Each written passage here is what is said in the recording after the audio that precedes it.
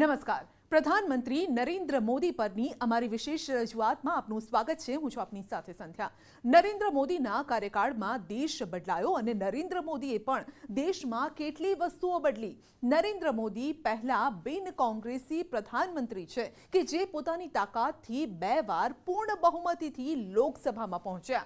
નરેન્દ્ર મોદીએ જમ્મુ કાશ્મીરમાંથી 370ની કલમને હટાવી. જમ્મુ કાશ્મીર અને લદ્દાખ એમ 2 કેન્દ્ર શાસિત પ્રદેશ બનાવ્યા.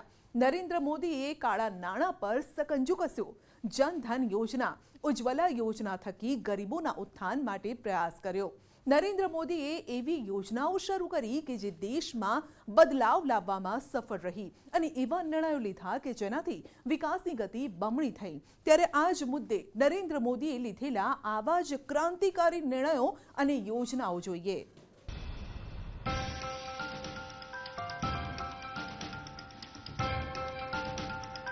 इतिहास में नाम अंकित करने के लिए न मोदी पैदा हुआ है, न मोदी का वो मकसद है. नए भारत में थकने रुकने का सवाल ही पैदा नहीं. समस्याओं के टालते भी नहीं है और न ही हम समस्याओं को पालते हैं. जब हौसला बना लिया ऊंची उड़ान का, फिर देखना फिजूल है कद आसमान का. નરેન્દ્ર મોદી, જેમને દુનિયામાં ભારતનો ડંકો વગાડ્યો, જેમને ભારતને ન્યૂ ઇન્ડિયાની ઓળખ અપાવી, જેમને દુનિયાની મહાશક્તિઓ વચ્ચે ભારતની અપાર શક્તિઓનું પ્રદર્શન કર્યું, એવું વ્યક્તિત્વ જે દુનિયાના કોઈ પણ ભાગમાં જાય લોકો તેમની એક ઝલક જોવા તલપાપડ થતા હોય છે. રાજનીતિના એવા શોમેન જેમણે દુનિયામાં ભારત વિરોધીઓના મૂળ ઉખાડી ફેંક્યા.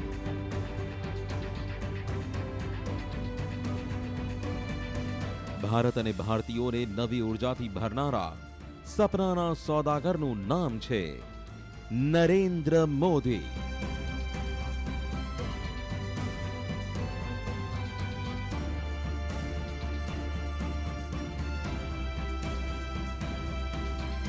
જ્યારથી નરેન્દ્ર મોદી ભારતના પ્રધાનમંત્રી બન્યા છે, ભારતને દુનિયા નવી નજરથી જોઈ રહી છે. દુનિયા ભારતની શાન નમો નામનો જાપ કરી રહી છે. પ્રધાનમંત્રી નરેન્દ્ર મોદી દુનિયાના જે પણ ભાગમાં જાય છે ત્યાં છવાઈ જાય છે. તેમની વિચાર શક્તિ એટલી વિશાળ છે કે નાનાથી નાના કામને પણ ભવ્ય બનાવી દે છે. તે સફાઈ હોય, સ્વાસ્થ્ય વીમો હોય કે જનધન યોજના હોય. માટે જ સંયુક્ત આરબ અમીરાત અને ફ્રાન્સે તેમને સર્વોચ્ચ એવોર્ડથી સન્માનિત કર્યા. આપણે એમ કે ભારતમાંથી જે પણ આપણે સાથે ગુજરાતમાંથી કહીએ તો સરદાર પટેલનું ગુજરાત, તો સરદાર પટેલ વિશે એટલી બધી જાગૃતિ નથી વિશ્વમાં, પણ મહાત્મા ગાંધીનું ગુજરાત, મુકેશ અંબાણીનું ગુજરાત, નરેન્દ્ર મોદીનું ગુજરાત, આવું આપણને ત્યાં વિદેશી લોકો પાસેથી સાંભળવા મળે છે કે ગુજરાત સ્ટેટમાંથી તમે છો. એટલે એ આપણને એક તો ગૌરવ અપાયું ગુજરાતી તરીકે ત્યાં ગયા, પણ ત્યાં જઈને કોઈ એવા કામ ના કર્યા રાષ્ટ્રનું સુકાન સંભાળીને કે આપણે ગુજરાતી તરીકે ક્યાંક આપણને નીચા જોણું થાય. ઉલટાનું આપણે ગૌરવભેર માથું ઊંચું રાખી શકીએ એ પ્રકારના પગલાં લીધા. એટલે એક તો ભારતનું જે વિશ્વમાં જે પ્રેસ્ટીજ હતી એ તમે વર્લ્ડ સ્ટેજ પર એક્સપિરિયન્સ કરી શકો છો. અને તમે વિદેશના છાપા કે વિદેશના મેગેઝિન સર્ચ કરો અને એમાં નરેન્દ્રભાઈ વિશે જે છપાય છે જુઓ તો પણ તમને લાગે. તેનાથી સારી વાત શું હોઈ શકે કે સંયુક્ત રાષ્ટ્ર ભારતના પ્રધાનમંત્રીને દુનિયાના સૌથી મોટા પર્યાવરણના પુરસ્કાર ચેમ્પિયન્સ ઓફ ધ અર્થથી સન્માનિત કરે.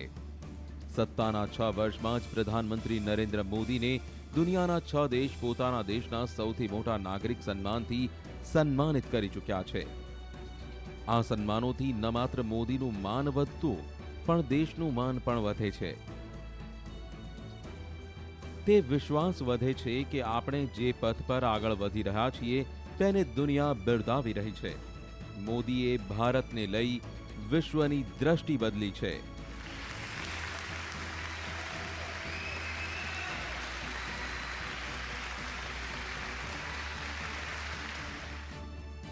मोदीए बदली गवर्नेंसनी भाषा.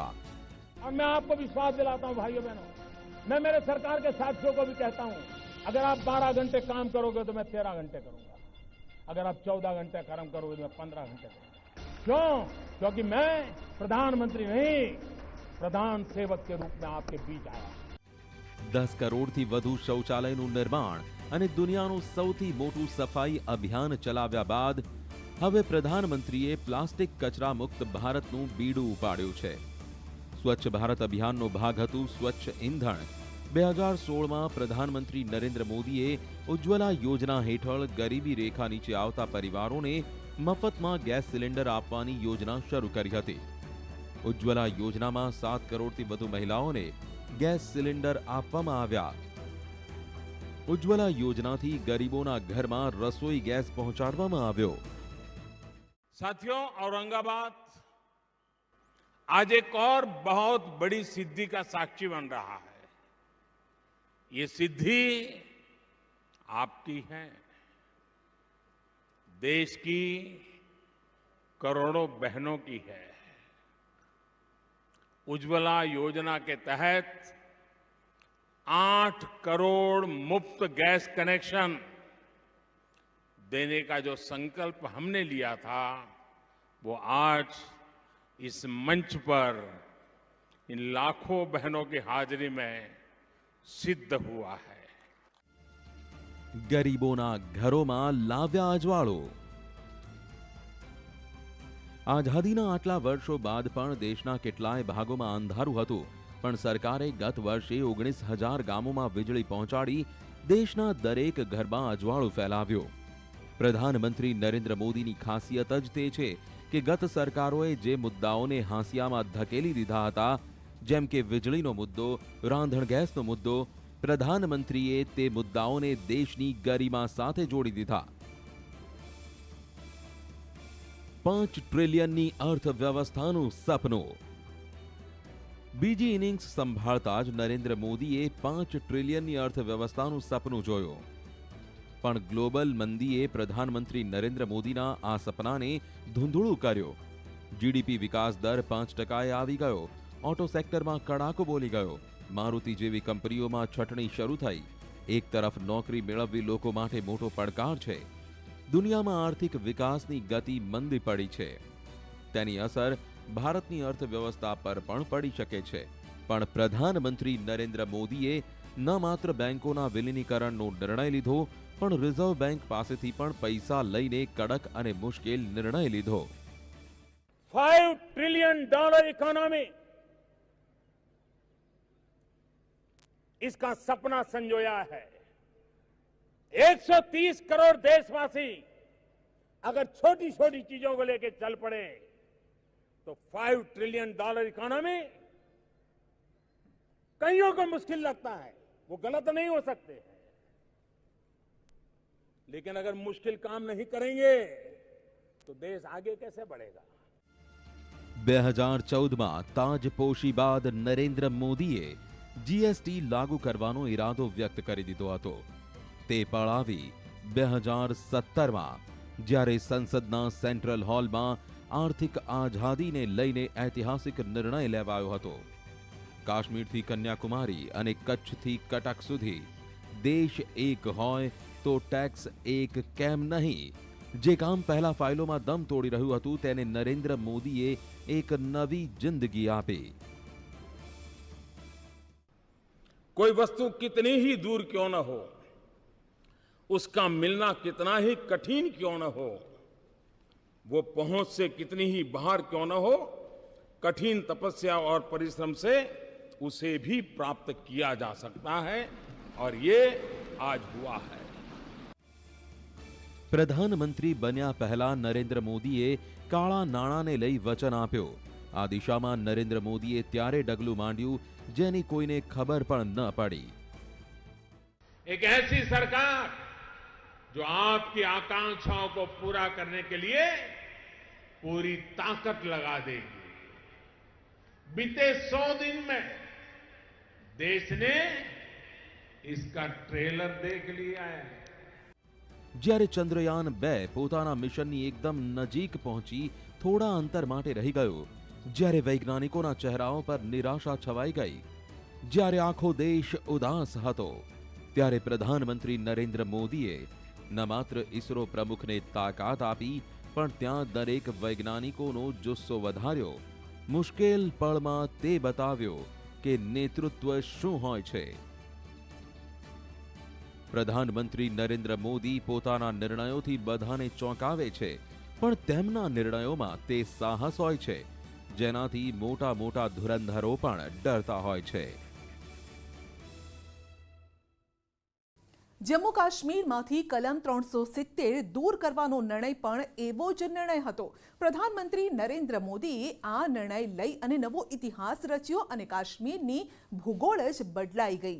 જે નિર્ણય લેવાની હિંમત છેલ્લા 70 વર્ષમાં કોઈ સરકાર ન કરી શકી, તે પ્રધાનમંત્રીએ કરી બતાવ્યું. અને ત્યારે તો મોદીને ચાહનારાઓ તેમને 56 ઇંચની છાતીવાળા પ્રધાનમંત્રી કહે છે.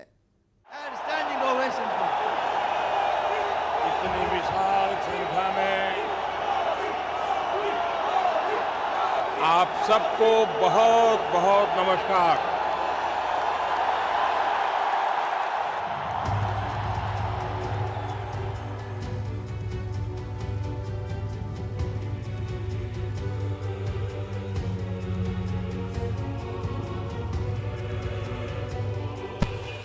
जनवरी को परसों, अब चंद घंटे बाकी हैं, लाल चौक में फैसला हो जाएगा किसने अपनी मां का दूध पिया. मैं जब जम्मू एंड कश्मीर बोलता हूं, माननीय सदस्य इसलिए एग्रेसिव हूं कि जम्मू एंड कश्मीर के पीएको को आप भारत का हिस्सा नहीं मानते हो क्या? एग्रेसिव ना हो, जान दे देंगे इसके लिए. क्या बात कर रहे हो आप? एग्रेसिव होने की क्या बात कर रहे हो? કલમ 370 અને 35A નું અસ્તિત્વ ન રહ્યો. દુનિયા દંગ રહી ગઈ હતી. પાડોશીના પગ નીચેથી જમીન સરકી ગઈ હતી. વાત જ એવી હતી, કોઈને કશી ખબર જ ન પડી કે મોદી અને અમિત શાહની જોડીએ એક રાજકીય વ્યવસ્થા પર અંતિમ તારીખ લખી નાખી. એક જ ઝટકામાં કલમ 370 અને 35A નું અસ્તિત્વ જ ભૂંસાઈ ગયો. नई सरकार बनने के बाद 70 दिन के भीतर आर्टिकल 370 और 35A को हटाने का काम भारत की दोनों सदनों ने, राज्यसभा और लोकसभा ने 2/3 बहुमत से पारित कर दिया. જમ્મુ કાશ્મીરના 3 મુખ્યમંત્રી નજર કેદ કરવામાં આવ્યા હતા. ફારૂક અબ્દુલ્લા, ઉમર અબ્દુલ્લા અને મહેબૂબા મુફ્તી. ત્રણેય કહેતા હતા કે તમે આવું ન કરી શકો. જમ્મુ કાશ્મીરને સંભાળવું મુશ્કેલ થઈ જશે. As soon as the gates will open, our people will be out. We will fight. We will go to the court. We are not gun runners. We are not grenade throwers. We are not stone throwers. We believe in peaceful resolution of things.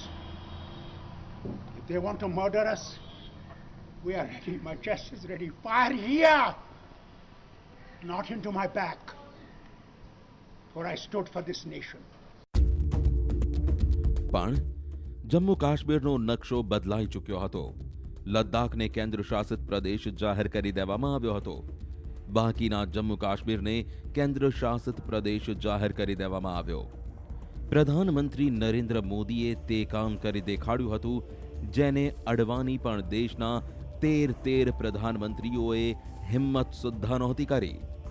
મોદીના આ હિંમતભર્યા નિર્ણયથી દેશભરમાં ખુશીની લહેર હતી. રાષ્ટ્રીય સુરક્ષા સલાહકાર અજીત દોભાલ ખુદ કાશ્મીરમાં મેદાને ઉતર્યા હતા. અમિત શાહ બેઠકો પર બેઠકો કરી રહ્યા હતા, જ્યારે નરેન્દ્ર મોદી કહી રહ્યા હતા, અમે ઇતિહાસ બદલી નાખ્યો છે. કાશ્મીરમાં આપણે 370ની કલમ મામલે જે કર્યું એ પણ ખૂબ સરસ કેન્દ્ર સરકારનું નોંધનીય પગલું, જે માનવામાં આવતું હતું કે કોઈ નહીં કરી શકે, પણ એ કર્યું. ચૂંટણીમાં જે નારો ગુંજ્યો હતો તે નારાને પ્રધાનમંત્રી નરેન્દ્ર મોદીએ સત્તાની ધુરા સંભાળ્યાના 100 દિવસની અંદર સાર્થક કરી દીધો કે કેમ કહેવાય છે, મોદી હૈ તો મુમકિન હૈ.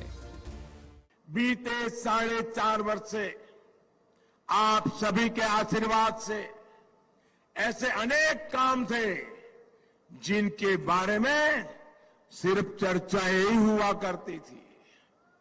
अब जब ये बातें जमीन पर उतर गई है, तब एक विश्वास जगा है कि मोदी है तो मुमकिन है। વિપક્ષને સમજાતું નહોતું કે જમ્મુ કાશ્મીરમાં શું થઈ રહ્યું છે અને શું બોલવાનું છે। लेकिन आप भी यूनाइटेड नेशंस की मॉनिटरिंग लोग करते हैं, वहां यूनाइटेड नेशन मॉनिटरिंग करते हैं 1948 से, तो कैसे ये एक बोलने दीजिए ना, एक मिनट बोलने दीजिए मेरे को, एक minute, I am not yielding, please एक मिनट सुनिए मुझे, प्लीज बोलिए, एक मिनट मुझे सुनिए साहब। इतना स्पष्ट कर दे कि कांग्रेस पार्टी का स्टैंड है कि कश्मीर यूनाइटेड नेशन मॉनिटर कर सकता है।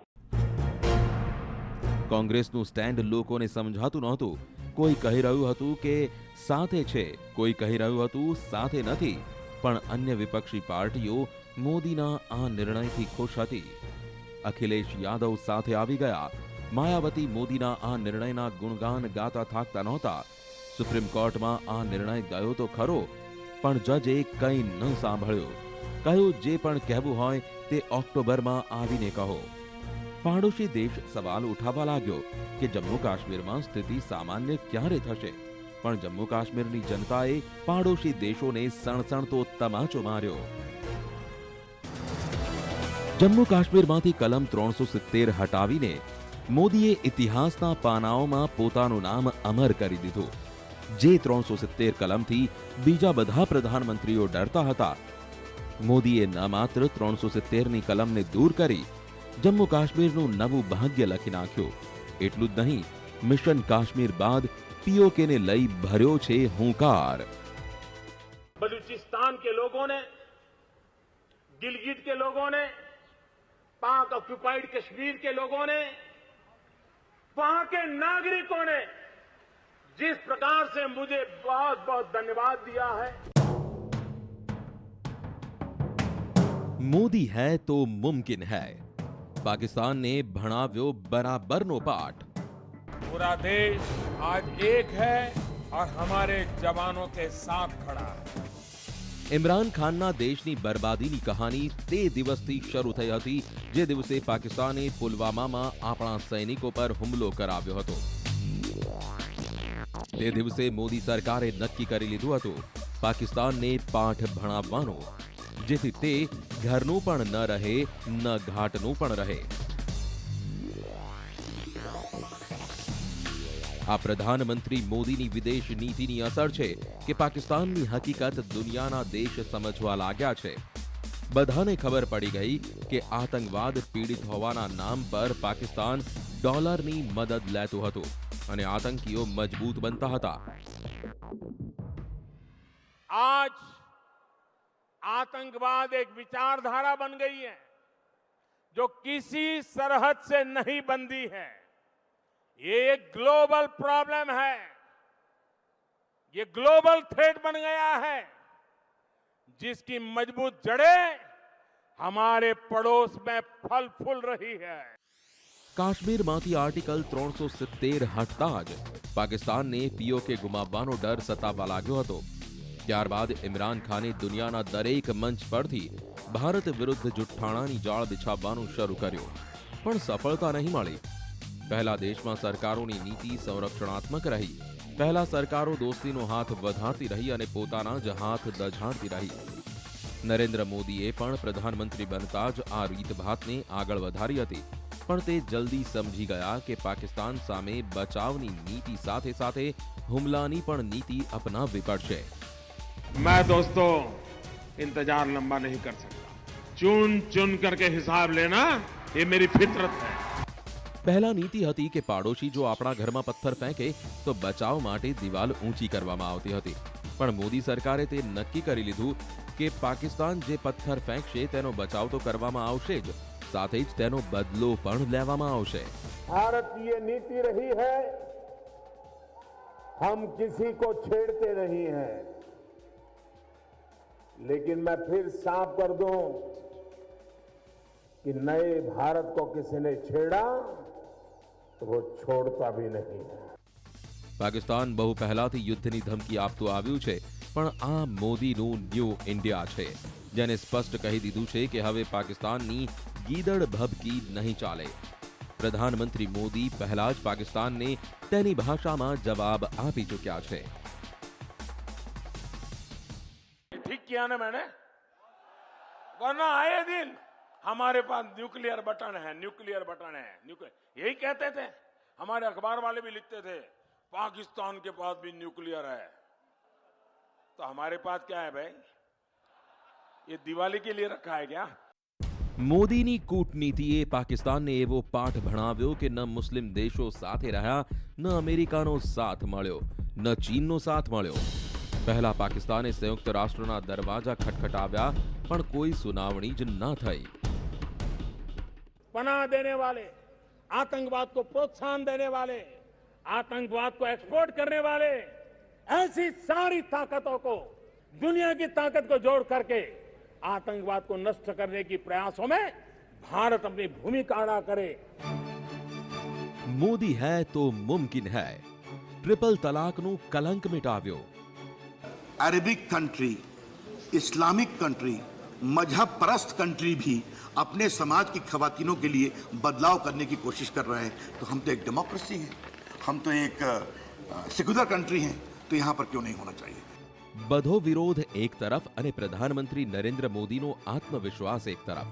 તે કહી રહ્યા હતા કે જે દિવસે તક મળશે તે દિવસે ટ્રિપલ તલાક બિલનું કલંક મિટાવીશું. અને મોદી જે બોલ્યા તે મુજબ કર્યું પણ ખરું. પ્રથમ ટર્મમાં અધૂરું રહી ગયેલું કામ બીજી ટર્મના શરૂઆતના જ દિવસે પૂર્ણ કર્યું. 84ની સામે 99 મતોથી ટ્રિપલ તલાક બિલ પાસ થયું. ટ્રિપલ તલાક બિલને પાસ કરાવવું માત્ર મુસ્લિમ મહિલાઓનો મામલો નહોતો.